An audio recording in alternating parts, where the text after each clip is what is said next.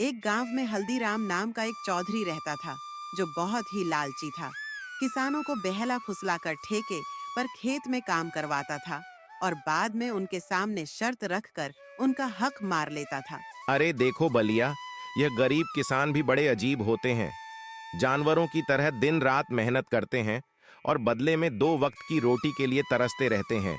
और मुझे देखो, मुझ जैसा मालिक बस बैठे बैठे हुक्म चलाता है और सारी फसल मेरे गोदामों में भर जाती है। सच कहते हो चौधरी जी, पूरा गांव आपकी मुट्ठी में है।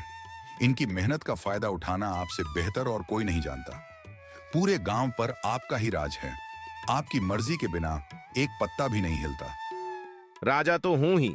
मैं बेवकूफ को ऐसी ऐसी शर्तों पर अपनी जमीन उधार देता हूं कि मेहनत ये करते हैं और फसल मैं हड़प लेता हूं। आखिर इनकी औकात ही क्या है मेरे सामने। चौधरी हल्दीराम यह बातें कर ही रहा होता है कि तभी उसके पास रामपाल नाम का एक गरीब किसान आता है, जो बहुत दुखी और परेशान होता है। चौधरी जी, मैंने सुना है कि आप किसानों को अपनी जमीन ठेके पर देते हो। हाँ भाई, तुमने बिल्कुल ठीक सुना है। मैं अपनी जमीन ठेके पर देता हूँ। ठीक है चौधरी जी, मैं भी आपकी जमीन पर खेती करना चाहता हूँ। मुझे भी 1 साल के लिए आपकी जमीन ठेके पर दे दीजिए।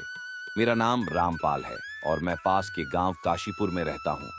हम ठीक हैं रामपाल, मैं तुम्हें अपनी जमीन ठेके पर तो दे दूंगा, पर उसके लिए मेरी कुछ शर्तें सुन लो। ठीक है चौधरी जी, बताइए क्या शर्त है। शर्त यह है कि तुम्हें मेरी जमीन पर काम करना होगा और 1 साल के बाद उस जमीन पर जो भी फसल होगी, उस फसल का आधा हिस्सा तुम्हारा होगा और आधा हिस्सा मेरा होगा। ठीक है चौधरी जी, मुझे आपकी शर्त मंजूर है। चौधरी हल्दीराम से जमीन की कागजी कार्रवाई करने के बाद रामपाल वहां से चला जाता है।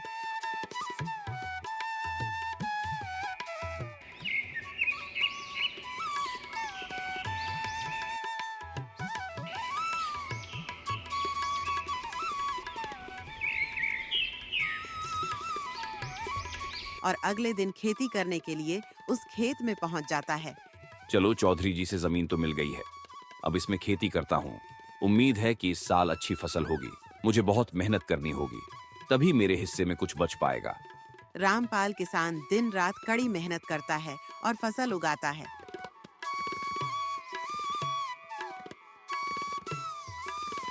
कुछ महीनों बाद फसल उगकर तैयार हो जाती है। चलो भाई, इस साल तो बहुत अच्छी फसल हुआ है। अगर आधी जमींदार भी ले जाएगा तो भी मेरे हिस्से में कुछ तो आ ही जाएगा।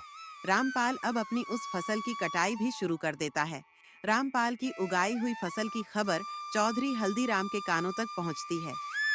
अरे चौधरी जी, सुनते हो क्या आज रामपाल अपनी फसल की कटाई कर रहा है? इस साल तो रामपाल की फसल बहुत अच्छी हुई है।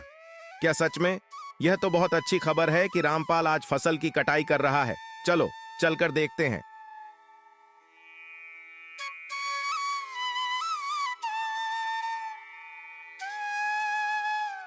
अरे रामपाल, फसल तैयार हो गई है क्या?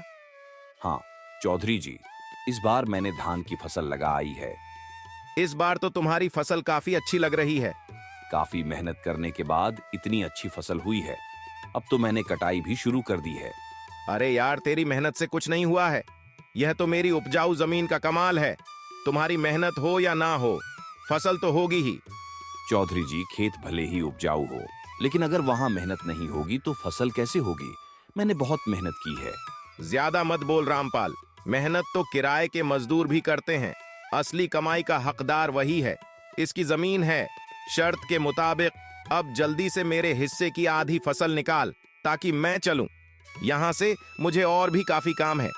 यह कहकर चौधरी रामपाल से अच्छी अच्छी फसल लेकर चला जाता है और खराब फसल रामपाल के पास छोड़ देता है, जिसे देखकर रामपाल मायूस हो जाता है।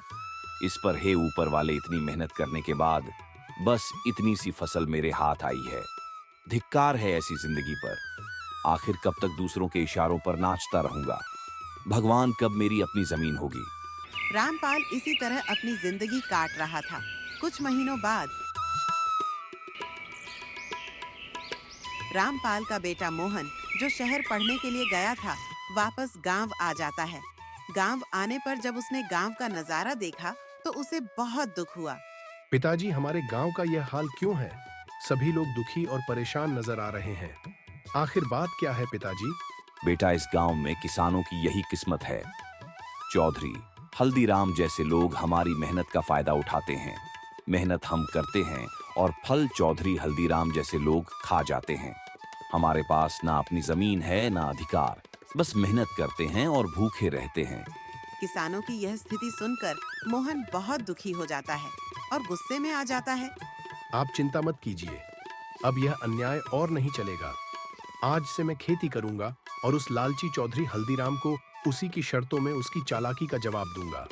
अगले ही दिन मोहन चौधरी हल्दीराम के घर पहुंच जाता है। कहो मोहन, क्या बात है? चौधरी जी, पिताजी की जगह इस बार मैं खेती करूंगा। मुझे ठेके पर कुछ जमीन चाहिए। क्या बात है? अब तुम खेती करोगे? जाओ भी। अभी तुम्हारे अंदर इतना दम नहीं है। बच्चे पढ़े लिखे लड़के खेती के नाम पर गधे साबित होते हैं। नहीं चौधरी जी, आप ऐसा मत बोलिए। मैं पढ़ा लिखा हूँ, लेकिन हूँ तो किसान का बेटा ही। खेती किसानी मेरा धर्म है। चल ठीक है, मान लेता हूँ। वैसे भी आजकल काम का क्या रह गया है? सब पढ़ लिख कर ऐसे ही बेरोजगार ही तो घूम रहे हैं। आपका बहुत बहुत धन्यवाद। अरे धन्यवाद बाद में दे देना, पहले मेरे नियम और शर्तें तो सुन लो। चौधरी जी, क्या शर्त है? चौधरी जी बताइए। यह तो बच्चा है, इस बार इसे कुछ ऐसी शर्त बताता हूं जिससे इसकी सारी फसल मेरी हो जाएगी। वैसे भी इसका पिता रामपाल हर साल धान की फसल लगाता है, तो यह बेवकूफ भी धान ही लगाएगा।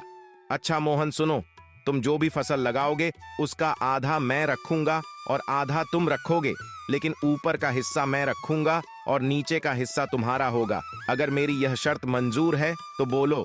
ठीक है सेठ जी, मुझे आपकी शर्त मंजूर है। ऐसा ही होगा।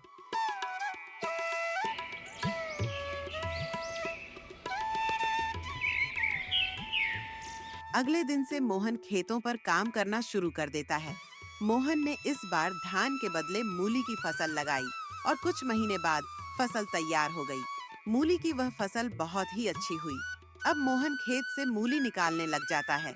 फसल की खबर मिलते ही चौधरी हल्दीराम मोहन के पास पहुंच जाता है। अरे मोहन, शर्त याद है ना? तुम्हें आधा मेरा और आधा तुम्हारा। हाँ हाँ चौधरी जी, मुझे सब कुछ याद है। आधा आपका और आधा मेरा। और आपने कहा था कि नीचे का हिस्सा मेरा होगा और ऊपर का हिस्सा आपका होगा, तो आप ऊपर का हिस्सा ले सकते हैं। अरे चौधरी जी, इसने तो चालाकी मार दी। ये धान का फसल नहीं है। अरे ये क्या, इस बार तुमने मूली लगाया है? अरे मैं क्या करूंगा इस घास फूस को लेकर, जबकि सारे मूली तुम ले रहे हो। हाँ चौधरी जी, पिताजी इतने सालों से धान की ही फसल लगा रहे थे, तो मैंने सोचा इस बार मूली की फसल लगा लेता हूँ। आप ही की शर्त है चौधरी जी, आप ही ने बताया था, और अब आप शर्त मानने को तैयार नहीं हैं। मैं कुछ नहीं जानता, आप अपना ऊपर का हिस्सा ले जाइए। इस तरह मोहन ने चालाकी दिखाते हुए लालची चौधरी हल्दीराम को मुंह तोड़ जवाब दिया और सभी मूली लेकर घर आ गया।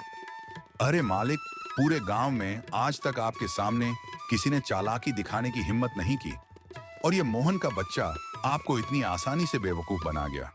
अरे वो बच्चा मुझे क्या बेवकूफ बनाएगा? आने दो उसे। इस बार तो मैं उसको ऐसा सबक सिखाऊंगा कि मुझसे दोबारा उलझने की कोशिश नहीं करेगा। और घास फूस उस चौधरी के हिस्से छोड़ आया। कुछ दिन के बाद किशन दोबारा चौधरी हल्दीराम के घर आता है। कैसे हो चौधरी जी? कहो लड़के, इस बार क्या चाहिए? आपकी जमीन ठेके पर चाहिए चौधरी जी। तुम्हें ठीक है, तो मेरी इस बार की शर्त भी सुन ले। लड़के, इस बार तेरी कोई चालाकी नहीं चलेगी। इस बार फसल के नीचे का हिस्सा मैं लूंगा और ऊपर का हिस्सा तेरा होगा। बोलो, मेरी यह शर्त मंजूर है? चौधरी जी, मुझे मंजूर है। चौधरी जी, इस बार ऊपर का भाग मेरा ही होगा। इस तरह मोहन चौधरी हल्दीराम से बात करने के बाद घर आ जाता है और इस बार दोबारा खेती करने की तैयारी में जुट जाता है। मोहन इस बार टमाटर की फसल लगाता है।